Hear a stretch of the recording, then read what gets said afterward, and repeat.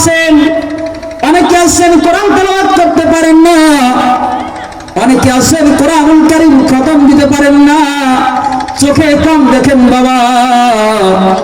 কিন্তু আল্লাহ পাক রব্বুল আলামিন এমন একটা সুযোগ দিয়েছে, সূরা ইখলাস যদি 3 বার পাঠ করা হয় ইখলাসের সহিত, মুহাব্বতের সহিত, সূরা ইখলাসটাকে যদি মুহাব্বত করে কোন আল্লাহর বান্দা যদি সূরা ইখলাস মুহাব্বত করে 3 বার তেলাওয়াত করে,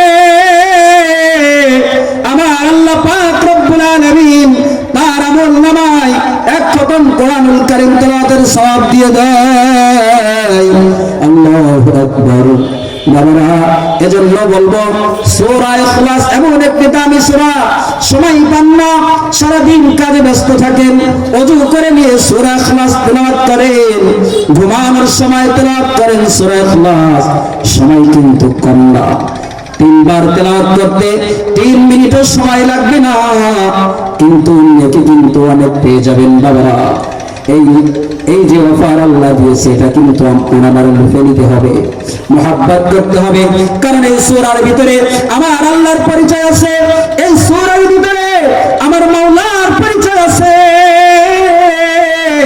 এই জন্য সূরা তেলাওয়াত করতে হবে। মসজিদে কুবাতে একজন আনসার সাহাবী ইমাম ছিলেন মসজিদে কুবায়। আনসার সাহাবী, তাকে আল্লাহর পয়গম্বর ইমাম নিযুক্ত করেছেন। সাহাবী প্রতিবার নামাজে সূরা ফাতিহার পরে আগে সূরা ইখলাস পড়ে, এরপরে অন্য সূরা মিলায়। তাকে ডাক দিয়ে মুসল্লিরা বলতেছে, ইমাম সাহেব আপনি প্রতি রাকাতে সূরা ইখলাস আগে তেলাওয়াত করেন সূরা ফাতিহার পরে, কেন? আপনি কি অন্য সূরা জানেন না? বলে, আমি যেটা তেলাওয়াত করতেছি আমি এটা করব, যদি আমাকে ভালো লাগে তাহলে তোমরা আমাকে ইমাম রেখো। আপনাদের কি মনে হয়, যদি আপনাদের মসজিদে ইমাম সাহেব যদি প্রতিদিন যদি সূরা ইখলাসই পড়ে, তাহলে আপনাদের মনে প্রশ্ন জাগবে কিনা যে আমাদের ইমাম সাহেব মনে হয় সূরা ইখলাস ছাড়া জানে না? সূরা ইখলাস বলেন তো, কুল হুয়াল্লাহ সূরা যেটা, কুল হুয়াল্লাহ সূরা যেটা, আপনাদের ইমাম সাহেব যদি প্রতি ওয়াক্তে নামাজে কুল হুয়াল্লাহ সূরা পড়ে, আপনার আমার মনের ভিতরে জাগবে কি জাগবে না? আমাদের ইমাম সাহেব বুঝি আর সূরা পারে না, সে সূরা ইখলাস তেলাওয়াত করে। তো তেমন মুসল্লিরা বলেছে, তুমি কি এই সূরা ছাড়া আর পারো না? বলে, আমি পারি, কিন্তু এই সূরাকে আমি মুহাব্বত করে, ভালো লাগলে আমাকে ইমাম রাখো, না লাগলে না রাখো। এমন উপায় ওই আল্লাহর বান্দা ছাড়া আর কেউ ওখানে ইমাম হওয়ার যোগ্য না। ওই জায়গায় তাকে ইমাম থাকতে হয়েছে। আল্লাহর পয়গম্বর মসজিদে কুবাতে তাশরীফ এনেছে। আল্লাহর পয়গম্বরের কাছে গিয়ে মুসল্লিরা নালিশ দিতেছে, ও আল্লাহর নবী, যে সাহাবীকে আনসার সাহাবীকে ইমাম নিযুক্ত করেছেন, সে প্রতি ওয়াক্ত নামাজে সূরা ফাতিহার পরে আগে সূরা ইখলাস পড়ে পরে সূরা মিলায়। আল্লাহর পয়গম্বর মুহাম্মদুর রাসূলুল্লাহ বলে, তাকে ডাক দাও।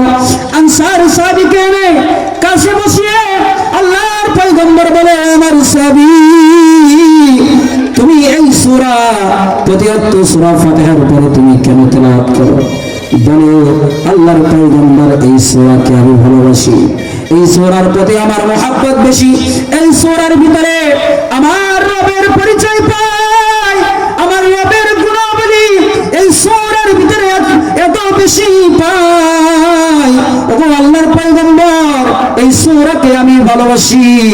আল্লাহর পয়গম্বর মুহাম্মদুর রাসূলুল্লাহ সাল্লাল্লাহু আলাইহি ওয়াসাল্লাম বলেন, ও আমার সাহাবীরা, তোমরা শুনিয়ে নাও, আমার এই যে সাহাবী, সে যে সূরা ইখলাসকে ভালোবাসে, সূরা ইখলাস যে সে মুহাব্বত করে, তার সূরা ইখলাস মুহাব্বতের কারণে এই মুহাব্বতে আল্লাহ তাকে জান্নাত পর্যন্ত পৌঁছা দিবে।